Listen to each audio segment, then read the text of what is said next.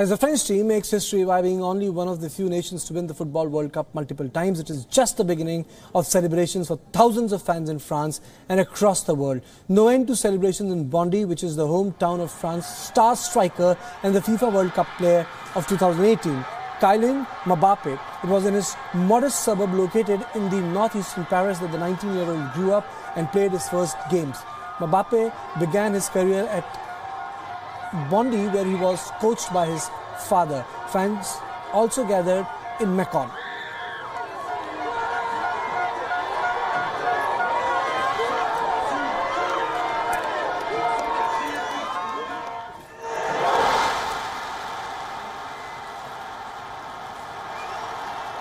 Macon is the birthplace of Antonio Griezmann. To cheer for the France, Griezmann began his career playing for Macon. His father, whose family hails from Germany's Munster, was a town councillor in the city.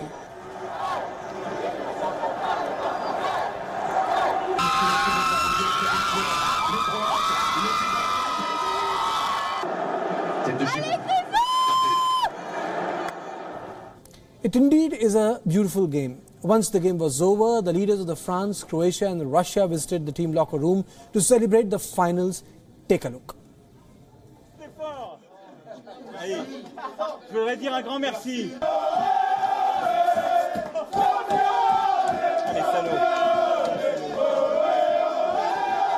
Je suis la présidente de Croatie. Félicitations. Vive la France.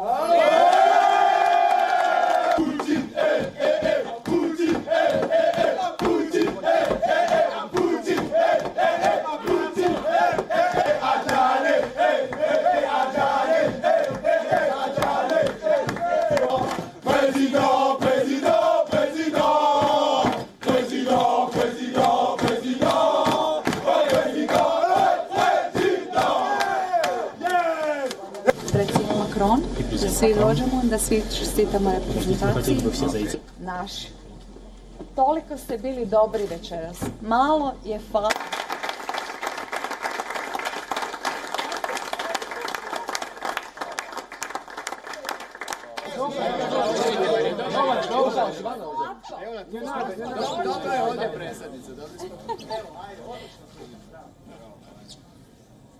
As France cruised to winning its second World Cup, defeating spirited Croatia, its President Emmanuel Macron ensured his presence worked to boost the team's morale. President Macron made his way to the changing room, occupied with ecstatic French players dancing way to glory. Benjamin Mendy was quick to have Macron join the celebratory dance as the pair dabbed alongside Paul Pogba. Président, c'est quoi le nouveau geste maintenant?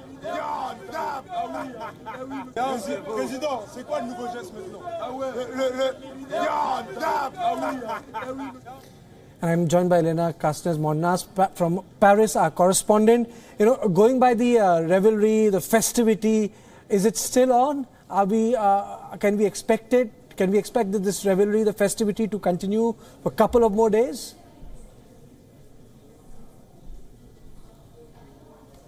Well, Les Bleus arrive home at the airport with the World Cup in just over an hour from now, and we're expecting them to be welcomed at the airport by tens of thousands of people. Then they'll be headed to the Arc de Triomphe for an open-top bus procession down the Champs-Élysées. We're expecting hundreds of thousands to turn out for that. Last night there were 1 million people on the Champs-Élysées to celebrate Les Bleus' victory, their first, of course, in 20 years, and they'll have a reception with the President at the Presidential Palace this evening. So the whole country is still very much in party mode. If we have a look at today's French papers, they're celebrating the encore, as Libération puts it, their second victory, of course, in 20 years, and the newspaper Le Figaro calls it the day of glory has arrived, which is of course a quote from the French national anthem, the Marseillaise, and in that paper they really explain well just how much France needed this big national party and just how long they've been waiting for it. They expected it, of course,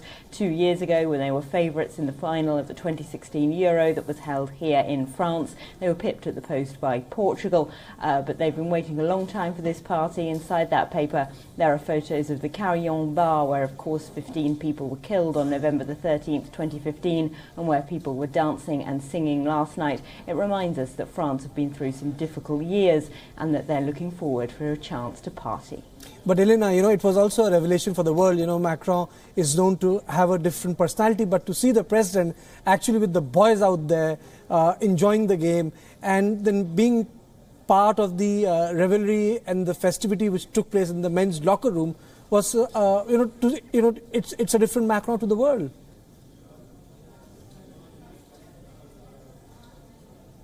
I think it's typical of his kind of friendly persona, of how he wants to be seen when it suits him, of course, as one of the boys, that he wants to be seen as enjoying the party. Of course, he'll be careful not to be seen as trying to get too much political capital out of this. When France won the World Cup in '98, the then President Jacques Chirac, who didn't really like football at all, really, saw a well-known bounce in his popularity, which had been rather low beforehand. But we're living in different times, and Macron knows that he risks being criticised quite sharply if he's seen as trying to take too much political capital from this. But he certainly will be, as I say, hosting a party for the team this evening, and we can't rule out that this kind of sentiment of national optimism will translate itself into a little pole bounce. Elena, did I hear you right? A special party for the team in the evening?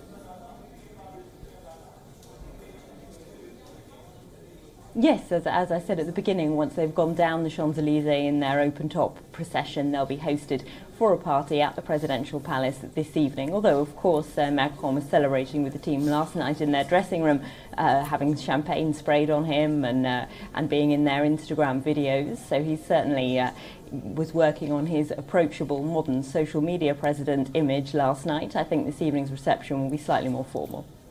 Thank you, Elena. Thank you so much for joining us from Paris. So, as she said, there will be a special get-together with the team. With the Macron, there will be a special party, in fact. That's the word which was used. This is a huge gathering, pre-match, and after the match, everyone gathered there to celebrate the victory of France.